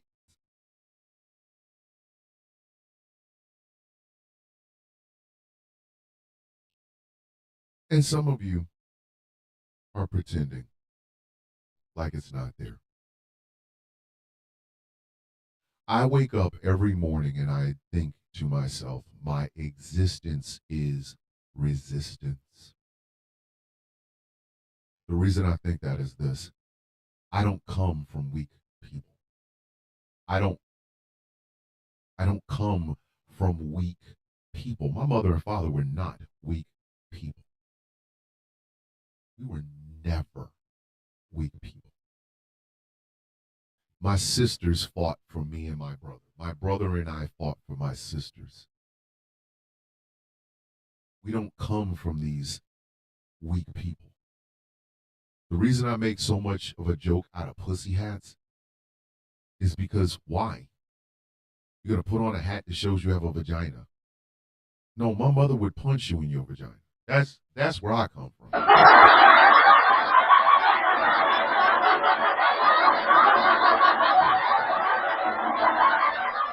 I don't come from the let's put on a hat. I come from the I'm gonna knock your hat off along with your head. What is this? What the hell is this shit? That's why I say my existence is resistance. I breathe in resistance. I breathe out angry resistance. Am I hurt because of what the Army put out there? Yeah, not gonna lie, I am. But did that change my existence as resistance? No. No, it didn't. Not once. Not at all. Not one time. I'll be damned if I'm going to sit up here and just, well, I guess I got to take it. No. Absolutely not. Some of y'all need to come to grips with this. Some of y'all knew these people lived in your families and didn't say anything. Now, they're out here with more MAGA gear than any human being could possibly wear at the same time ever, calling you a snowflake because you are not accepting what is going on. You are literally looking at this going, oh, you out your rabbit ass mind. I'm not accepting this. I'll be damned if I accept this. Because your existence wasn't resistance until now.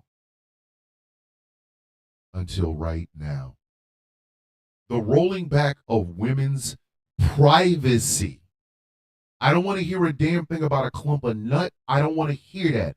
Let's talk about women's privacy. The rollbacks started. They had been hinted at and warned about by black and brown women for decades. When Amy Coney Barrett was confirmed, that should have put up not just a red flag, but an alarm and a bat signal. It's been hinted at. Hinted at. Nobody did nothing. So now that you know, first off, Accept that you did not fight hard enough. Accept it. It hurts. I get it. I understand. But it must be done. Because the only way you're ever going to be able to literally fight is to understand why we are here. That conspiracy theory cousin of yours should have been cussed out 10 Thanksgivings ago. Your father should have been confronted 5 Christmases ago. 15 Christmases ago. The moment the tan suit on Barack Obama came out and you heard your uncle or your father or your cousin or your brother say that bullshit at the dinner table, you should have dealt with that ass then. Right then.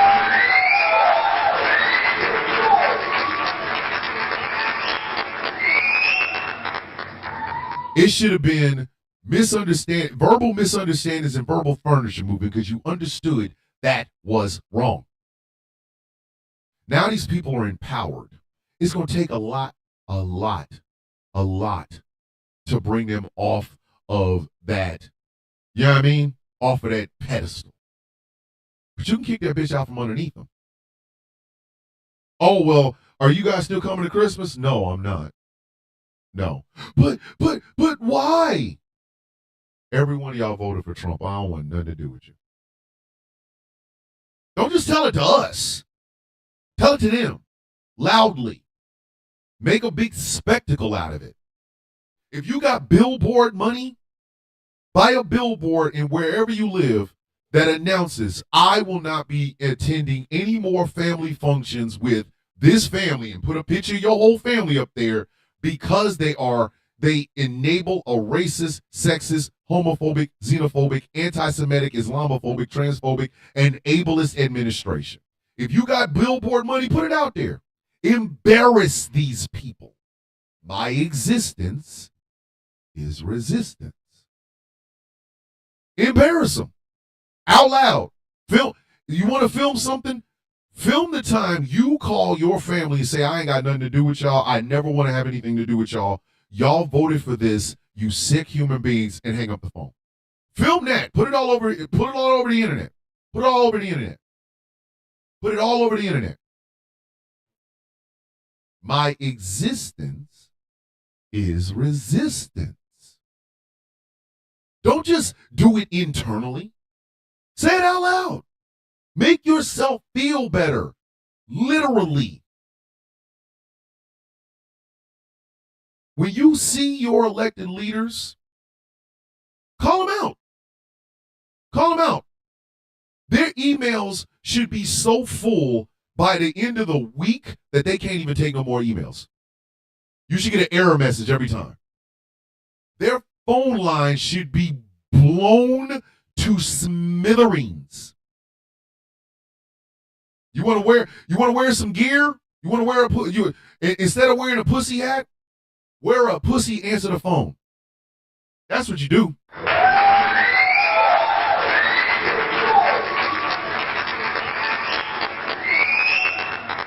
Go out there and make some shirts with your elected leaders.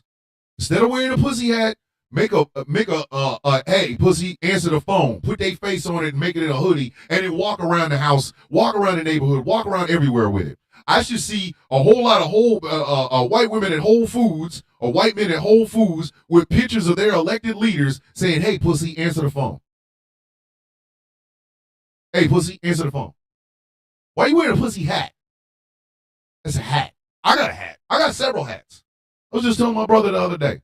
My brother has a fedora season. It starts in October, and it ends in like February or March, where he wears a fedora wherever he goes. He has been doing this for 20-something years. I am jealous because I never had one of that. I ain't never had no hat. I ain't never really had no hair. So I never had a hat. So I told him the other day I had to go out and find a hat that was unique to me just to do that. I decided on the English bowler, but it doesn't look good with hoodies, sweatpants, and a bowler walking around. I look stupid. So now I got to have a season. It'll probably only be a month, the bowler month. long coat. I had to wear my long coat everywhere, and a bowler hat. No more hoodies or none of that. But why are you walking around with a pussy hat? Yeah, we're the resistance. No. What you are is docility. People see the pussy hat and go, yay, the pussy hat. It's the same thing we was trying to tell y'all about them blue bracelets. You ain't got to tell us you're the safe ones. Go out there and do something. We don't need you to, here's a bracelet, look at me. You're safe around me. Thank you. Miss Terminator said something in the YouTube chats that is so absolutely true. I have never in all of my 50 years seen so many winners that are so angry. You won the prize, and yet they're still angry because we're not reacting the way they want us to. So guess what? Give them something to be even angrier about. Don't put on no damn blue bracelet. Put on a blue shirt with the faces of your elected leaders that right over the top of it says, hey, pussy. On the bottom of it says, answer your phone.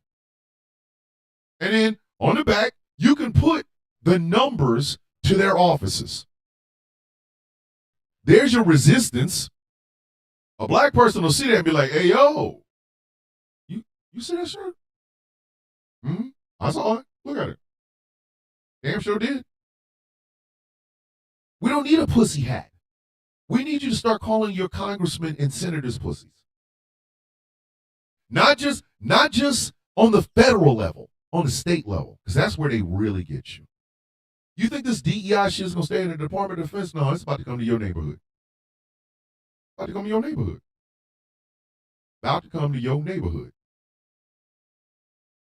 So put your state. You can have matching sets.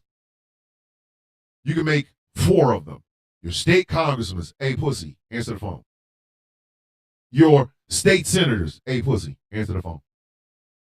Your U.S. congressman, hey pussy. If you're like in a state like I don't know, Florida, and you got like 4 or 5 of them, set them up to look like the Suicide Squad, and all of them just say the same thing. Hey pussy, answer your phone. Put all their phone numbers on the back.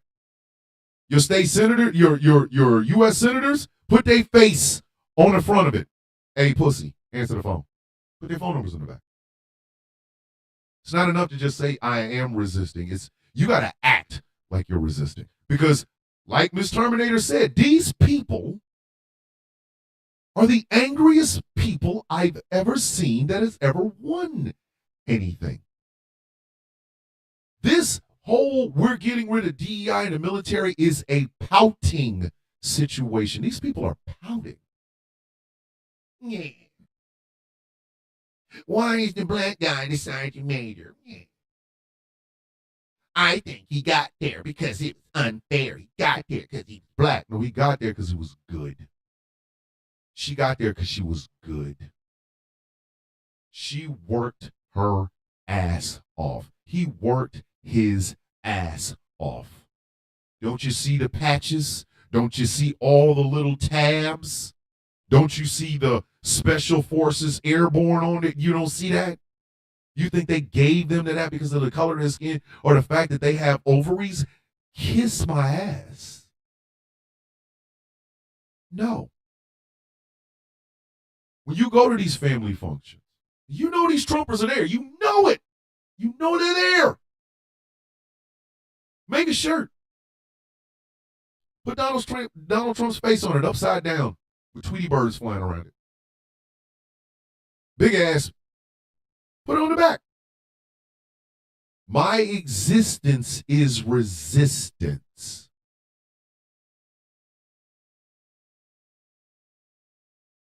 You cannot fight this the old ways. You got to use new tactics. One of my favorite parts of Zack Snyder's Justice League on the 4-hour one was Darkseid. I loved Darkseid. I love Darkseid right now. Darkseid, I have a Darkseid tattoo on my forearm. I love Darkseid. My favorite all-time villain. Because he don't play with y'all. Darkseid don't even move his hands from behind him. He ain't playing with y'all. I'm not even gonna get my hands dirty. I can whoop your ass with strategy. I'll put my hands behind my back and stomp the shit out of you. I love Darkseid.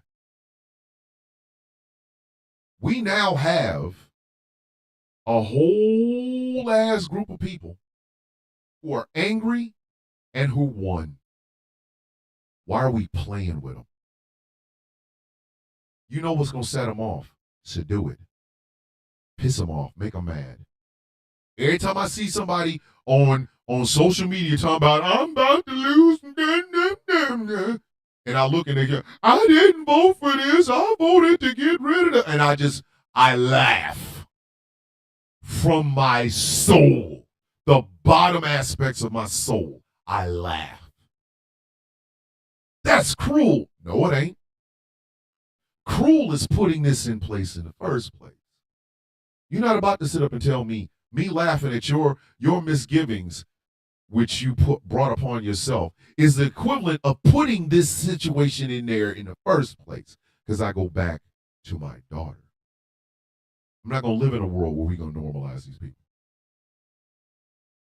I'm not. Sorry. I don't care. I'm not going to live in a world that normalizes these people. I will never do that. Exactly. Thank you, Janda. Trump's face on a shirt and writing, still a convicted felon. Piss him off. Get him mad. Get him so mad that either they want to fight, in which case, the criminal, or you might actually get them to think. But this idea that we all have to have safe words to each other to show that we're in the resistance, you are out of your goddamn mind. If my face pops up on your FYP, I am resisting. If you duet or stitch any one of my videos, you are duetting and stitching resistance. Deleting the National Archives is just another example. This is what they wanted, chaos, disorder. Because the big thing, and I'm telling you what's coming, you already heard about it, the $1 trillion tax cuts are coming. Where do you think that money from Doge is finding? Where do you think it's going? You think it's going back in the government? Nope.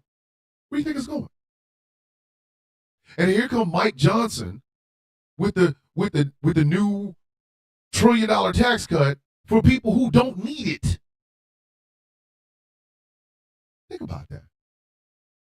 So why in the name of row would I play normal with these people when I have seen that there isn't an institution in the government, there isn't an institution that I've been a part of or I believe in that cannot be corrupted by these people?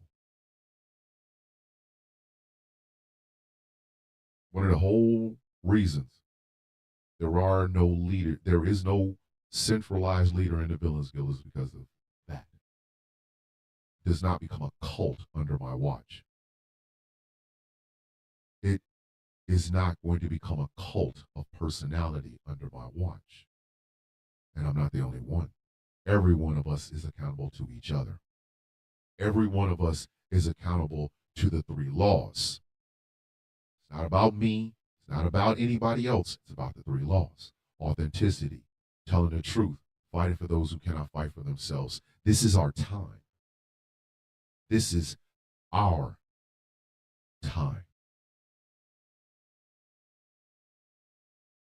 And if you don't want to understand exactly what we face, if it is too hard for you to wrap your mind around the idea that this is the fight of your life, every single American, Every citizen of the world, this is the fight of your life. This is a once in a lifetime battle. You cannot go in it holding on to the idea that someone should have spoon-fed it to you. You cannot go into it with this knowledge that you can just not ever own your mistakes. You cannot go into it with one hand tied behind your back because of shame and guilt. Every citizen of the earth, this is the fight of your life. No matter your social economic status, no matter where in the world you live, this is the fight of your life. Acceptance. Accepting the fact that none of us are going to make it out of this if we pretend it is not happening in front of us, and if we pretend that we can fight it the old ways. This is if you want to call it the revenge of Hitler, it is. If you want to call it the rise of the Fifth Reich, it is. If you want to say it is the spirit of Mussolini, it is.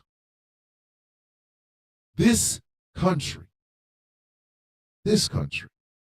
has set the game up for 70 years to be the center and the heart of the world. It has been set up crookedly with colonization, with coups, with deaths, bloodshed, money being paid, cabals of different other countries. We have set it up to where America is now the center of the world.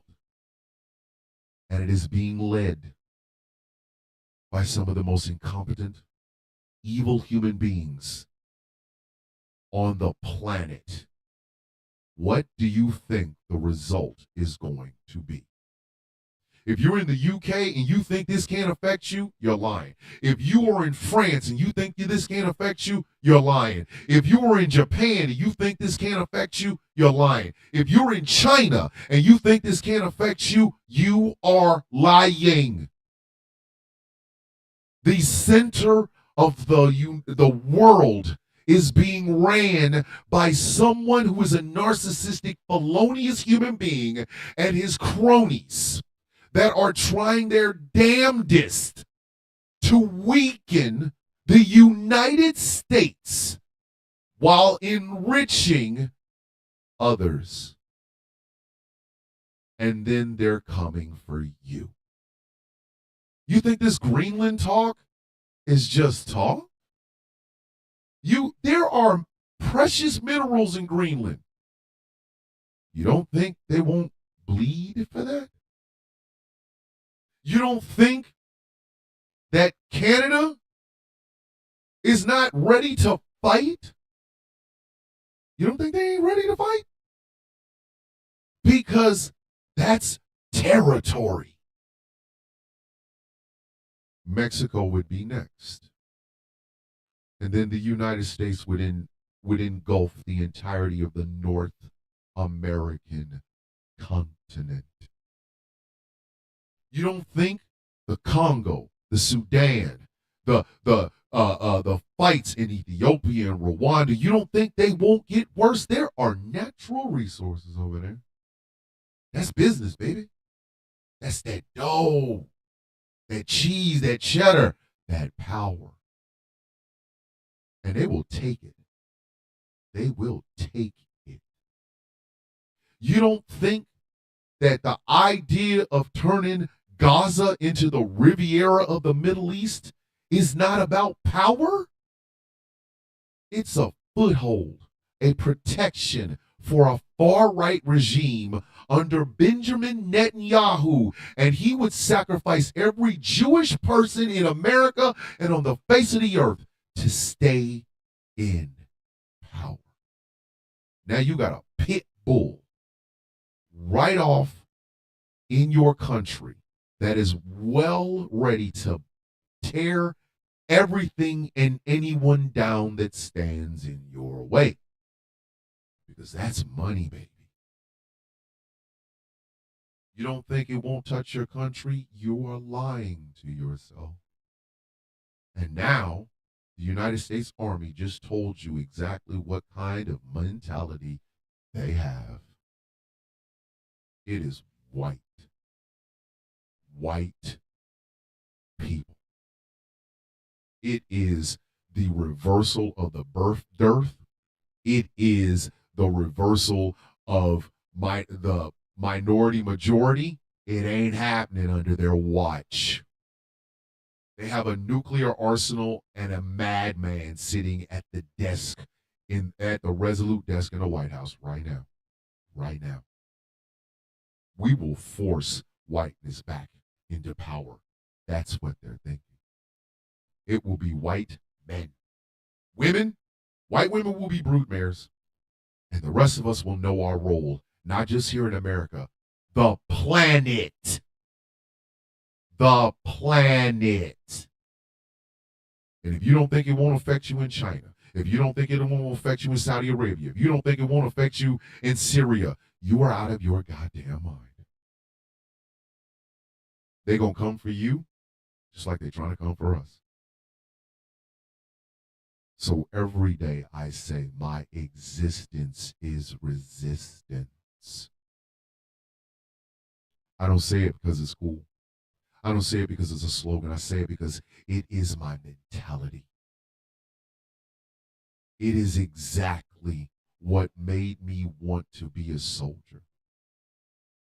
I'm resisting all the shit that I saw in the hood. I am resisting the idea that black men dying between the ages of 18 and 25. I was resisting the idea that I was going to be nothing more than a statistic. The only way out of the situations and the environments I found myself in was rapping and playing basketball. No, I wanted to be a soldier because I was resisting that. I am the first member of my family to have a bachelor's degree in communications. My brother is the first member of our family to have an associate's degree in computer engineering. He was the first. I followed in his footsteps. I resist this idea that my blackness somehow has to be predicated on materialistic shit or how I paint my fingernails or who I go to bed with. That is resistance. That is resistance. Everything I have done since I was 7 years old has been in resistance of everything that people have told me I have to be, everything I was supposed to be. I have lived with resistance in my heart because my mother and my father resisted. My uncles and my aunts were resistance. My cousins were resistance. I sit here today in honor of the people that put me here. And they did not raise a weak man. They did not raise a weak black man. They did not raise a black man that is just supposed to conform to what society wanted me to conform to. They raised someone who could stand up and resist. I saw my first dead body when I was in junior high school. I saw my second dead body when I was in my 20s. I've seen crackheads, and I've resisted it. No prison, no criminal record, no felony record. I never conformed. I resisted. The fight is about we versus them. If you helped get us into this situation, own it. Just own it. Put your big boy pants on, make your first video and say, I voted stupidly. I put us here. My hands are dirty. It is my fault. I accept that. I had family members that were talking 1%er and oath keeper shit. I said nothing because it was my cousin, my father, my brother, my son, what have you. I sat down. I said nothing. I put us here. I accept it. I voted for Jill Stein or RFK because I believed this idea that both sides were the absolute same, and I was thinking of the Palestinians. I was wrong. I accept it. And then, when that is done, start the process of resistance. Every day. If you want a motivation, you have no kids or you have no family, she's 20 years old. She's severely autistic. She's severely nonverbal. Her name is Asia. She doesn't deserve a world where Pete Hegseth's mindset, Donald Trump's mindset is normalized, and then she is treated as not just a second-class citizen, but a black woman, disabled second-class citizen. You want motivation? Her name is Asia. You want motivation? Her name is Asia Sky. The purest soul I have ever known in my life. The purest soul I have ever known in my life. She deserves everything. Everyone that's like her, everyone that has these trials and tribulations in their life, they deserve more. So you need to be motivated. You want to resist. Look at your kids. If you ain't got no kids, look at your nieces and nephews. If you have neither one of those, her name is Asia Sky. She is my daughter. She says, I love you to me 100 times a day, and I answer it back every single time. The world she deserves is not the one we live in right now. Today is day one. It is about acceptance. Look yourself in the mirror.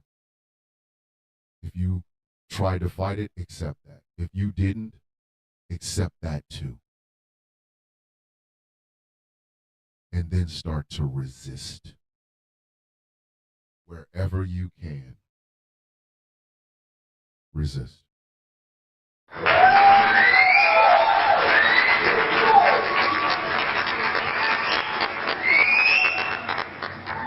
This is probably going to be a tough week for me.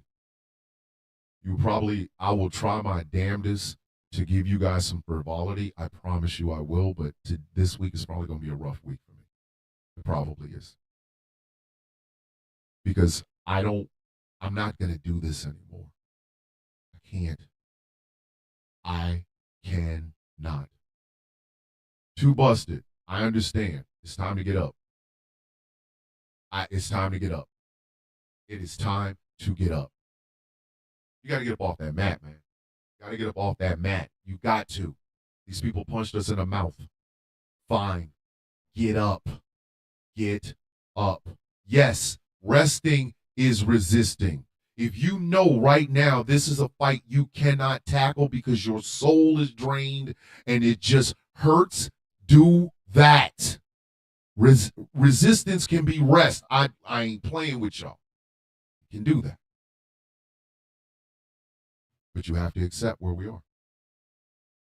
If you like what I am doing here and would like to help, think about becoming a Patreon at patreon.com/Thomas the Villain Bishop. For as little as $3 a month, you can help me keep the lights on, help me keep the show going, help me do all of these things. The barn is in the process of being worked on. I will have my recording studio within there. If anybody knows anybody in the Georgia area, Dublin, Georgia area that has wood, 2x4s and drywall that they just want to get rid of, please reach out to me. so I can get this thing taken care of. But the barn is coming, the office is coming, and we're going to have a great time. So think about becoming a Patreon at patreon.com/Thomas the Villain Bishop. Go to the Sound of Coffee shop. We got great gear over there. Trust me on this. You will love it. The soundofcoffee.shop. The Saint Swole Meat Saint Swole Meat collection is slowly but surely building up. You will Sylvia's coming, Athena's coming. Trust me. The Swole Meats are there. Put the shirt on, make people laugh, what have you. So go to thesoundofcoffee.shop. This show is brought to you in part by Glitterwix. Go to glitterwix.com. Give London and Crew some love. Tell them the villain sent you. This show is brought to you in part by Smooth California. Go to smoothca.online. Solid Blue Sister is my friend. She's a host on this radio station. Check her out. Great gear. Makes your skin look fantastic. The show is brought to you in part by Melanated Excellence. Go to melexcellence.com. That shop is ran by myself and Huma. And finally, this show is brought to you in part by Something Black Made. Go to Something Black Made and check out some of that fantastic gear they have over there. The Leather Jacket 2025. Please remember that. Like I said, this is probably going to be a rough week for me. I am in a weird headspace. I have a dog in my house that will not stop crying because he has a bad tooth and he's driving me nuts. I will try to make y'all laugh, I promise you. But right now, I need y'all to focus. I need y'all to lock in. So, as we say every day on this show, and I want this to come from my heart and my soul, may your day be as sweet as the coffee in your cup. Your existence is resistance. I love y'all. Be safe. Have a great, productive, and an empowering day. Love, peace, and hair.